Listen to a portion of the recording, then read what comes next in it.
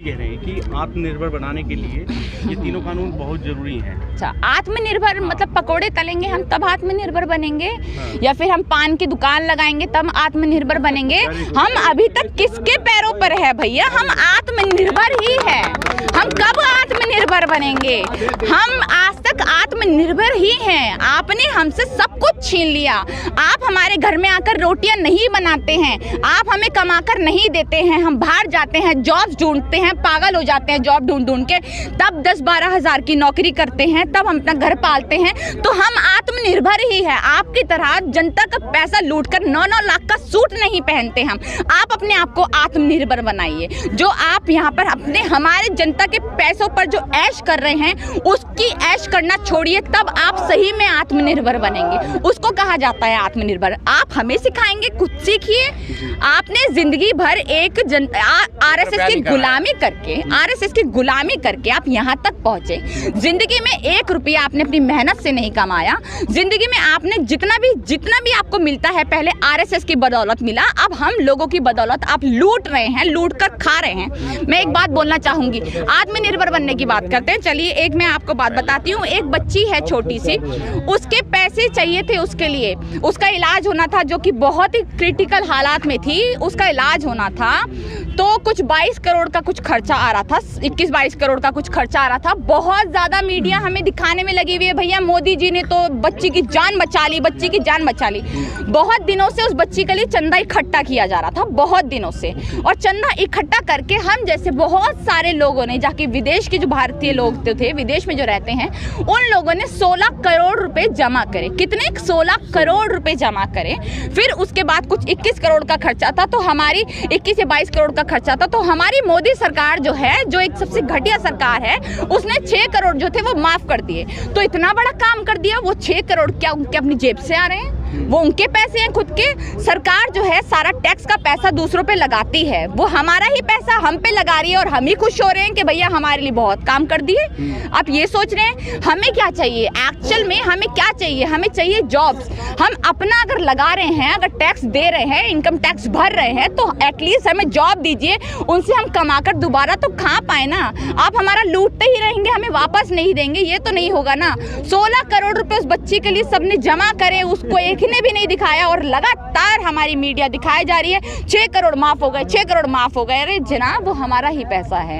आप इस तरह से बहकावा देकर लोगों को बेवकूफ मत बनाइए। आपको वाहवाही करनी चाहिए आम जनता की, जो एक बच्ची के लिए खड़ी हुई। और ऐसे ही हम आज सब लोग जो यहाँ पर खड़े हो रहे हैं, आज यहाँ पर कोई नहीं देख रहा कि हिंदू कौन है, मुस्लिम कौन है, कोई नहीं देख रहा। शायद मेरी जाति धर्म किसी को भी नहीं पता होगा। मेरा नाम भी नेहा है, तो शायद आधे लोगों को ये लगता है मैं मुस्लिम हूँ, आधे को लगता है मैं हिंदू हूँ, किसी को यही नहीं पता तो मैं कौन से धर्म से आती हूँ। तो इस आंदोलन की सबसे अच्छी और पक्की बात यही है कि यहाँ पे कोई एक धर्म नहीं है, यहाँ पर सारे धर्म जाति मिलकर एक साथ काम कर रहे हैं। जिस तरह से उस बच्ची को बचाया गया, उसकी सर्जरी हो रही है, वो बच्ची बचने वाली है, तो इस बच्ची को उस तरह बचाया गया। इसी तरह से हम आम जनता सब लोग मिलकर वो जो आंदोलन, ये आंदोलन जो हो रहा है, इसको भी खड़ा करेंगे और ज़्यादा पक्का करेंगे। अभी भी बहुत पक्का है, मुझे लगता नहीं कि ये आंदोलन अब किसी का मोहताज रहा है पक्का करने के लिए। तो बड़ा है और आगे बड़ा होता रहेगा। इस आंदोलन में जितनी भी 3 चीज़ कानून है वो वापस होके रहेंगे। एक सवाल और करना चाहूँगा। हाँ जी। कल आपने राहुल गांधी का भाषण जरूर सुना होगा जी। सुना ना? जी। तो उसमें जब वो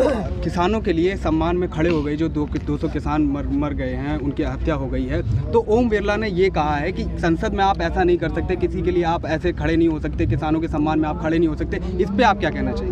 मैं बता रही हूँ ना कि अगर ऊपर वाला ना करे कि किसी के साथ कुछ हो, और मैं तो खैर बद्दुआ भी नहीं दे रही हूँ, क्योंकि इन लोगों को बद्दुआ देकर शायद अपनी जुबान गंदा करना है और शायद हम पे ही लग जाएगी। तो इन लोगों के लिए तो शायद बद्दुआ भी कम है। मेरा ये मानना है कि इन लोगों के लिए बद्दुआ भी कम है। ये लोग वो लोग हैं जिनको सही में एक दिन भुगतना चाहिए ये सब चीज़ों के लिए। जो हमारे भारत में किसान जो शहीद हुए हैं, जो आज उत्तराखंड में हो गया, आप एक ट्रक लगा देते हैं वहाँ से लोगों को निकालने में लगे हुए। हाथरस में कितना बड़ा कांड हुआ था। हाथरस का कांड कोई छोटा मोटा कांड था। बच्ची को जला दिया गया, वहाँ पर जलाकर मार दिया गया। पहले रेप किया गया बहुत बुरी तरह से, फिर उसको चुपचाप से जलाकर मार दिया गया, क्योंकि वो एक दलित की बच्ची थी, इसलिए उसको मार दिया गया।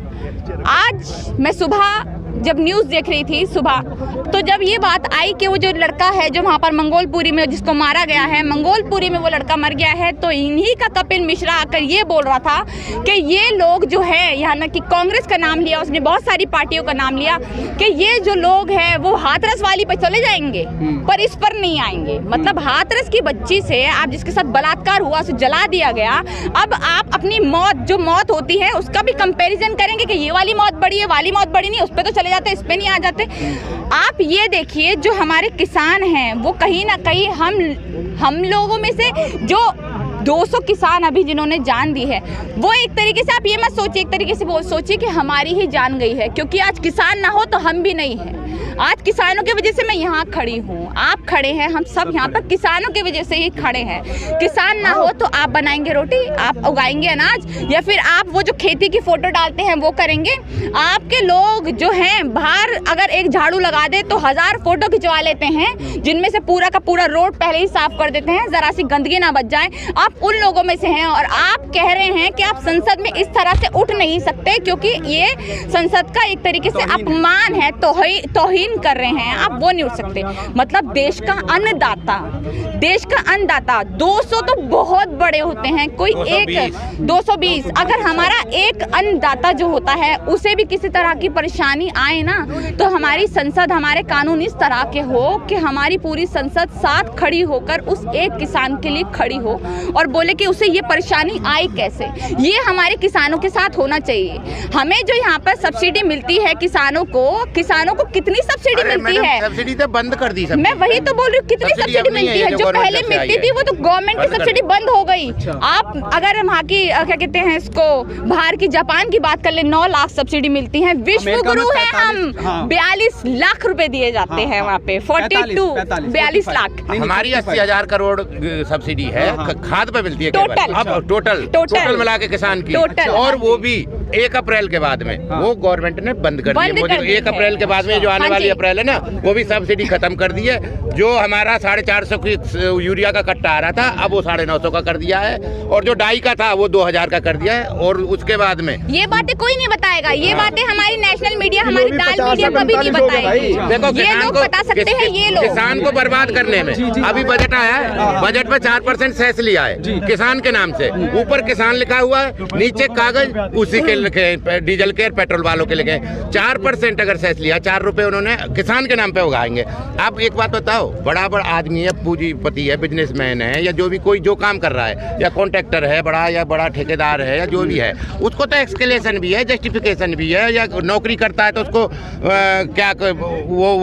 उसका TADA होता है, महंगाई भत्ता होता है, उसे सब चीज मिल जाएगी। बिल्कुल, लेकिन किसान को कहाँ से मिलेगी? बिल्कुल। एक सेकंड में नेहा जी आपसे आखिरी सवाल पूछना चाहूंगा कि राहुल गांधी को कल बजट पे बोलना था, वो पूरे 25 मिनट का भाषण उन्होंने किसान आंदोलन पे दिया, इस पर आप क्या कहना चाहिए? बजट पे उन्होंने बात ही नहीं की, वो तो किसान आंदोलन पे ही बोलते रहे। मेरे को लगता है कि अभी जो हमारा सबसे बड़ी जो बात है, देखिए मैं पहली बात किसी पार्टी का सपोर्ट नहीं करती, तो कोई भी मुझे यहाँ पे किसी भी पार्टी का ना समझे, तो मैं यही कहना चाहूंगी कि अगर उन्होंने किसान आंदोलन पे बात करी तो मेरे लिए हमारे देश का अन्नदाता इस टाइम सबसे ऊपर होना चाहिए, सबकी प्रायोरिटी होनी चाहिए, और उन्हीं को नहीं, हमारे देश के जितने भी नेतागण हैं जो अभी अय्याशी के पैसे उड़ा रहे हैं, जो हमारे पैसे लूट कर अपनी अय्याशियों में लगा रहे हैं, उनको बंद करके हमारे अन्नदाता पे बात करें। इस टाइम हमारे लिए कोई मुद्दा सबसे बड़ा नहीं है, हम सबके लिए सबसे बड़ा मुद्दा जो है वो है हमारे अन्नदाता और हमारे ये 3 कानून जो कि वापस होने चाहिए, उसी के लिए हम सब साथ खड़े हैं। अच्छा, आप स्मृति ईरानी जो कि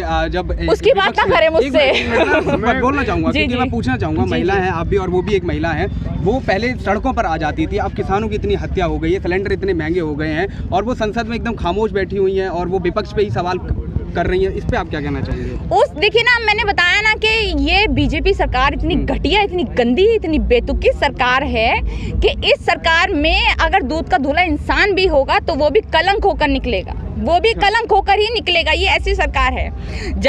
अब मैं बता रही हूँ ना, राजनाथ सिंह को, आप स्मृति ईरानी तो खैर उसके लिए आई थी, राजनाथ सिंह तो पूरे के पूरे जब कांग्रेस की सरकार थी 2013 में जब ये पार्टी के अध्यक्ष थे बीजेपी के, तो इन्होंने जंतर मंतर पे एक छोटा सा आंदोलन हो रहा था किसानों का, तब इन्होंने किसानों के बीच में जाकर ये कहा था कि देखिए कांग्रेस आपकी बात नहीं सुन रही है, कांग्रेस ये कांग्रेस वो, इन्होंने 100 बातें सुना दी थी कांग्रेस को जब एक छोटा सा आंदोलन हो रहा था। आज सारी सड़कें जाम है, पूरा भारत देश एक है, भारत के बाहर के लोग भी आज हमारे साथ हैं, भारत के बाहर के लोग, मैं बता रही हूँ, भारत के बाहर के लोग जो है वो हमारे साथ हैं, आज इस कानून के खिलाफ हैं, पर आज फिर भी वो राजनाथ सिंह अपनी चुप्पी बांधे बैठा हुआ है। कहाँ हो भाई साहब, निकलो ना। जब एक छोटा सा कानून आया तब आपने बहुत ज्यादा सरकार की, कांग्रेस सरकार की वहां पे थू कर दी उस पे कि ये ऐसी है ये वैसी है, कांग्रेस ने ये नहीं किया, कांग्रेस ने वो नहीं किया।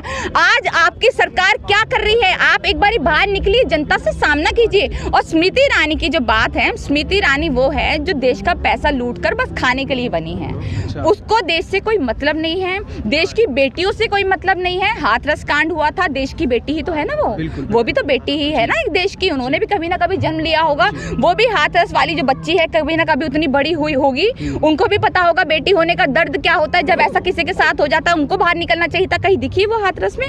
कहीं नहीं दिखी। जब वो एक महिला होकर एक महिला के लिए आवाज नहीं उठा सकती, एक बच्ची के लिए आवाज नहीं उठा सकती, तो कैसे हम उम्मीद कर ले कि हमारे किसानों के लिए, हमारे अन्नदाताओं के लिए आवाज उठाएगी? बिल्कुल नहीं। देखिए ये लोग जो है सिर्फ अपना सोचने वाले हैं कि हमारी भला भला हो रहा है, हमारे लिए बहुत है, हमें ना देश से मतलब है ना हमें हमारे देश के लोगों से मतलब है। देश के लोग मर रहे थे, मर रहे हैं और मरते रहेंगे, इनसे हमें कोई मतलब नहीं है। हमारी जो रोटियां सिक रही है, जो राजनीति की रोटियां हम जय श्री राम करके सेक रहे हैं, वो हमेशा ऐसे सेकते ही रहेंगे, वोट पाते रहेंगे, हमारी सरकार ऐसी आते रहेगी और देश की जनता को बेवकूफ़ बनाती रहेगी। पुरानी मंडियाँ देखिए, GST बोला गया, इन्होंने बोला लाल किला था, है, रहेगा, लीज पर दे दिया गया, अब तो हमारा बच्चा ही नहीं है।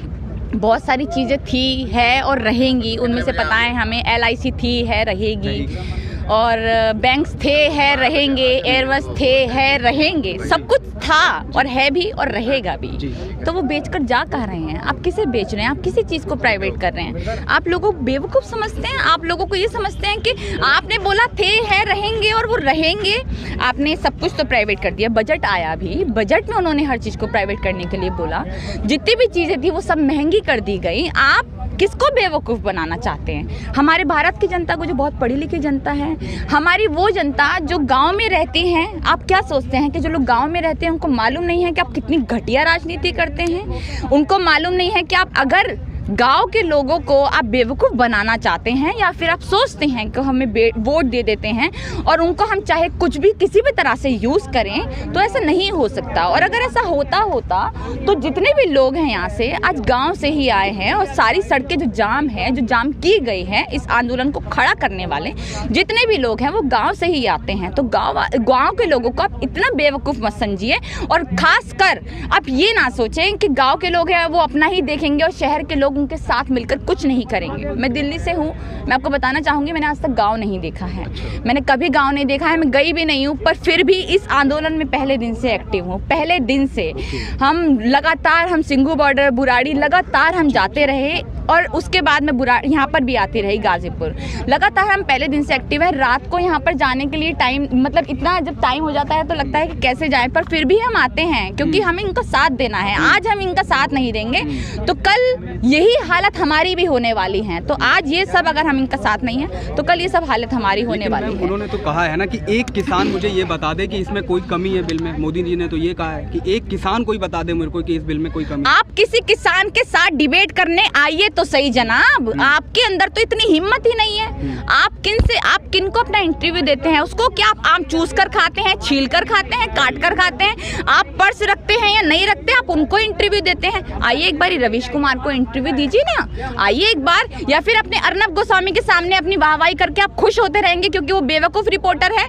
नहीं, अगर आपके अंदर हिम्मत है, अगर आपके अंदर सही में है, तो आइए राकेश टिकैत जी के सामने करिए आमना सामना, वो बताएंगे आपको क्या दिक्कत है क्या नहीं दिक्कत। छोड़िए आप सारी, आप हम जैसे लोगों के सामने आ जाइए जो सरकार की पोल खोलते हैं, उनको बताते हैं सच्चाइयाँ। आप हम जैसे लोगों के सामने आइए, हम बताते हैं इस कानून में क्या दिक्कत है क्या दिक्कत नहीं है। आप बैठकर अपना मुंह चला देंगे और जनता मान लेगी, ऐसा नहीं हो सकता है। आपने राकेश टिकैत जी का नाम लिया है। राकेश टिकैत जी ने एबीपी न्यूज़ पे इंटरव्यू दिया, उन्होंने पीएम मोदी का नाम नहीं लिया और ना ही उन्होंने कहा कि अंबानी अडानी इस बिल के मतलब इस बिल से फायदा होगा। तो इस पे आप क्या कहना चाहिए? देखिए, मैं ये नहीं कह रही हूँ कि देखिए ये जो कानून बनाए गए हैं ये सिर्फ मोदी ने तो नहीं बनाए हैं, ये बीजेपी द्वारा बनाए गए हैं। और अगर ये राकेश टिकैत जी हमारी सरकार के खिलाफ हैं तो इसका मतलब मोदी के भी खिलाफ है। हम जरूरी नहीं है पर्टिकुलर किसी का नाम लेंगे और उनको गलत ठहराएंगे। अडानी अंबानी का उनसे कोई मतलब नहीं है। अभी सारी जो लड़ाई है राकेश टिकैत जी की वो इन चीज पे है कि जो हमारी एमएसपी है, जो हमारे 3 कानून हैं उनको वापस ले लिया जाए प्यार से, जो कि सरकार लेगी। उस कानूनों में कहीं से भी कहीं तक अडानी अंबानी अभी फिलहाल हमें सामने नहीं आते दिख रहे हैं। हमें मालूम है कि वो अडानी अंबानी को सब कुछ बेच रहे हैं, हमें सब कुछ मालूम है। इनफैक्ट राकेश टिकैत जी को भी मालूम है, सबको मालूम है, पूरा देश जानता है।